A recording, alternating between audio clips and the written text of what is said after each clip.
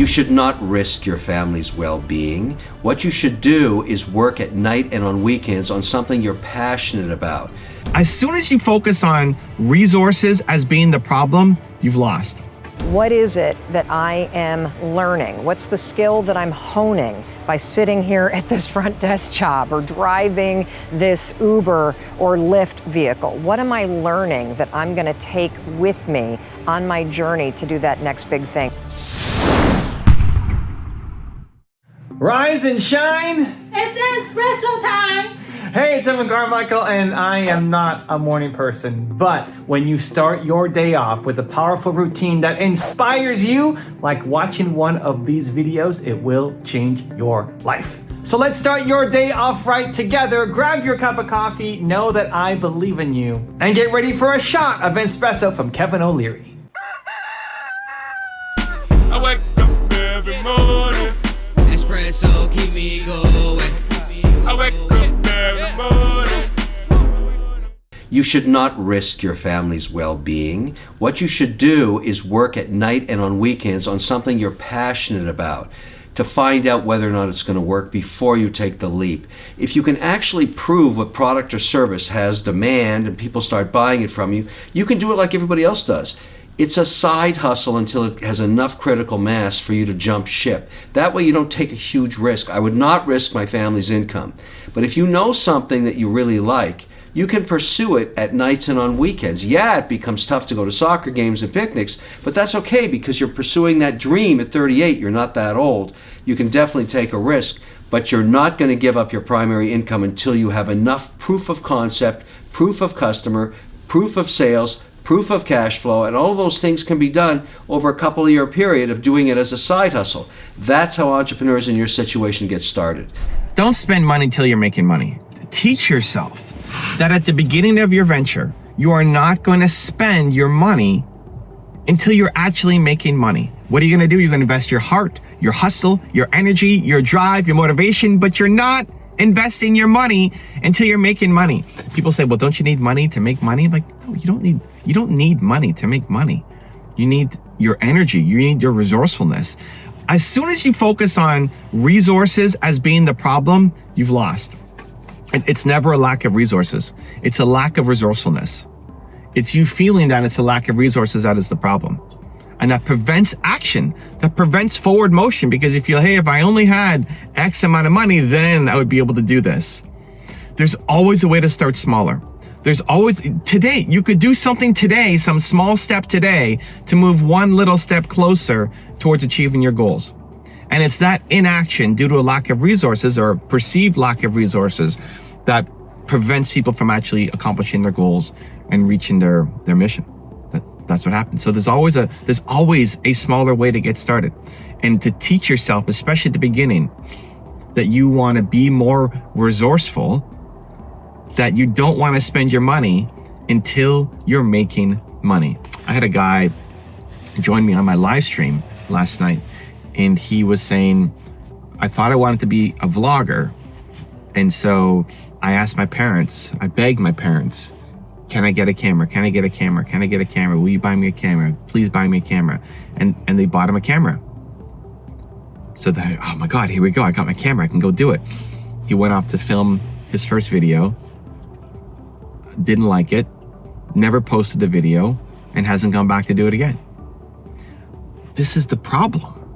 You think you want something, you think it can happen until you get the resources, and then you get even a little bit of resources, you try and it's like, oh, okay, it's not what you thought it was.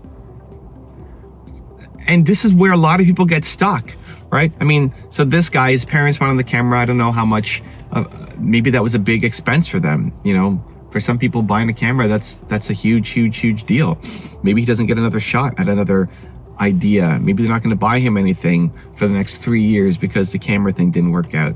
But for a lot of entrepreneurs, they make that decision almost fatal in that you want to start a t-shirt company.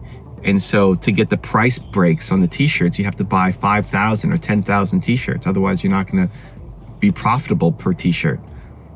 And so you do it and you mortgage the home and you take out a huge loan and you make that happen. But the problem was nobody liked your design, or you don't actually like the t-shirt business, and now you're stuck with 5,000 or 10,000 t-shirts in your garage or your mom's basement. This is what happens. And for some people that is so critical that it becomes almost fatal, and that they can't get out of the debt. You took on a huge debt to make this thing happen, and then it doesn't work. And now you have to go have some job just to pay off your debt for the next 30 years. This is where a lot of people struggle. So instead of focusing on how you can spend money that you don't have, think about how can you do something with what you do have. And to invest your heart, your energy, your time, your hustle, your drive, but not your money until you're making money. So how do you do it? What are some of the steps? Well, step one is you dream big, but you act small. Dream big, act small. There's the big mission you've got is amazing. That's what's going to fuel you. You don't want to feel like every day you're waking up and doing something small. You've got this big drive, this big ambition. It's awesome. And act small. Like today, do something. Instead of waiting for venture capital or somebody put you on or to co-sign you, just do something.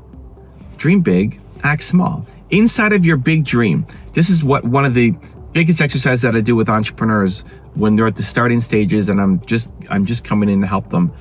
Okay, I love your big dream. I love your big ambitions. You're going to change the world. Yes, let's do it. And inside of that, what is the fastest way that you can start making money off your idea? Inside of your vision, you've got 30 different things that you want to do. Amazing. I support you. I love you. Now, out of those 30 things, which one is the fastest way for you to start making money? Because you have to make money as an entrepreneur. Again, money's not number one, but it has to be in your top 5. So how do you make money? In those 30 things. You don't want to do this one thing out of 30 forever, but that one thing allows you to do everything else. There's an order to things. There's a sequence to things. Part of the problem with a lot of entrepreneurs is they're just not doing the things in the right order. You're trying to tackle that big mission from the start, doing all 30 things at the same time, and not making any money, and not making any momentum, not making any progress, and ultimately not having the impact that you want to have. So out of your 30 ideas, all inside your mission, amazing, which one is actually going to start getting you paid? Because when you can start making money, everything becomes better. Everything becomes easier. You can quit your job. You can pay your bills. You can hire a team. You can have a bigger impact, right? If you had a team of 10 people versus you doing things part-time on the weekends and evenings, you're just going to have a much bigger impact. If you have you working full-time and a team around you. How do you get there? What's the one idea out of the 30, right? So step number 1 is you're dreaming big, but you're acting small. 2 is to surround yourself with the people who have done it. And maybe that's Kevin O'Leary, maybe that's Tony Robbins, maybe that's Oprah Winfrey. Like, go back and research their stories and be around it, because there's so much no in the system. If you ask your friends, your family, your parents, even your husband, wife, the people around you, there's so much no, there's so much negativity, there's so much lack of possibility in the system. Where if you say, I'm going to do this, I'm going to go build $1 million company. Some of the people may say, you think you're going to build $1 million company? Come on, no, you're ridiculous. And they're just insecure in themselves. And the other half actually love you, but don't believe that you can do it. It's like, ooh, maybe we should be a little safer. Maybe you shouldn't spend so much time on that. They're trying to give you love and advice. It's the wrong advice, but at least it comes from the right spot of love and support and empathy. But there's too much no in the system. The people around you don't feel like it's possible. And if you're around that, then you'll feel like it's not possible. So what does make you feel like it is possible? And then being around that every day. So go look at how Kevin O'Leary started. Go look at how Oprah Winfrey started. They had less resources than what you currently have right now. Your heroes, the people you look up to, the people you want to be like, the people that are on your dream list, like, oh my gosh, I wish I could be like this person, those people, they all started with less than you currently have right now.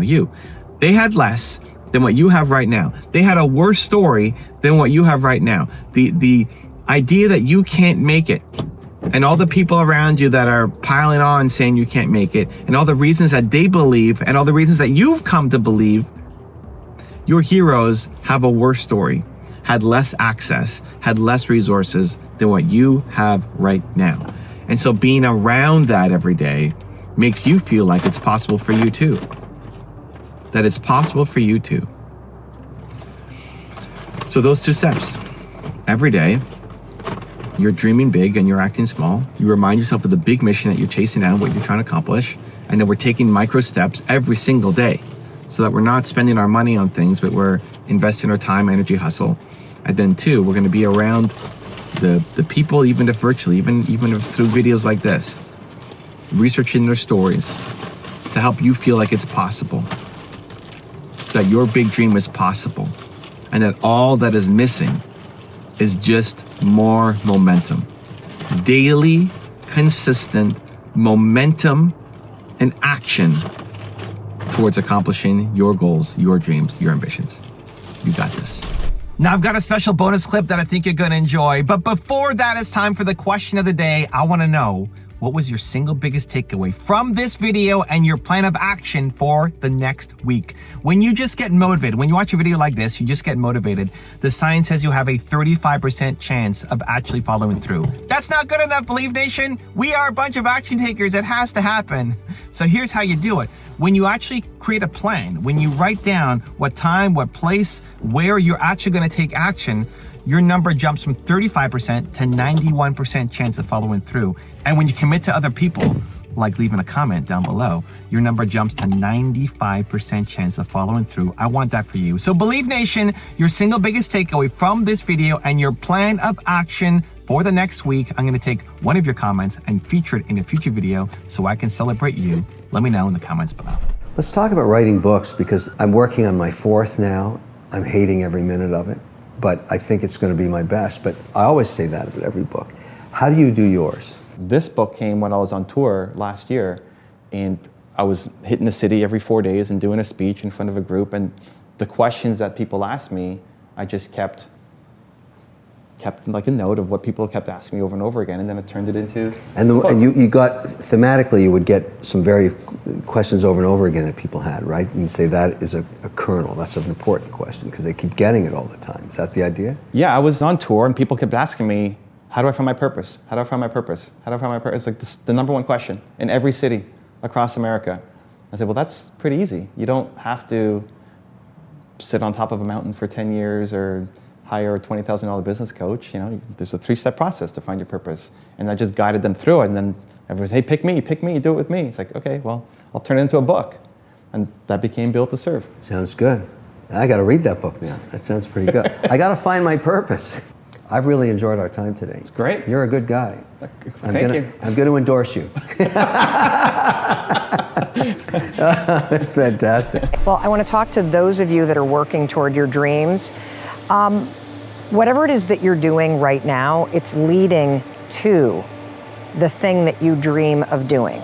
And you're not going to progress until you get the skills and the experience that you need at the level that you're at. I guarantee you, even if you're working at a front desk job at a local gym, you're learning customer service. You need to learn that kind of stuff before you can launch your own business. For me, in order to be an incredible speaker that can command a stage with 3,000 people in the audience for an entire hour, I first had to learn how to have the courage to speak up and have hard conversations in my life.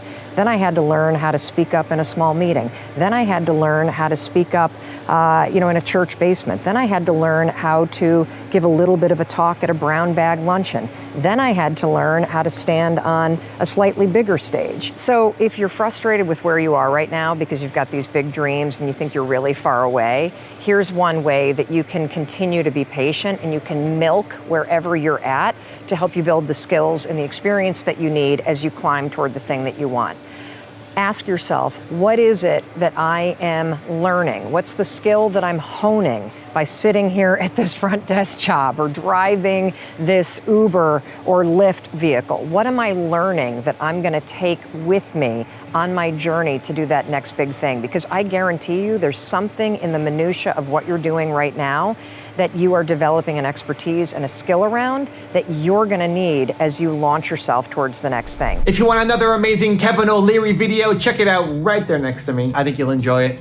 Continue to believe, and I'll see you there. Most people think, oh, I'm going to start a company, 2 months later it's going to be worth $1 billion, and I'm going to make a fortune. That is actually not what happens to 99% of people. What is your version of balance? That's all that matters.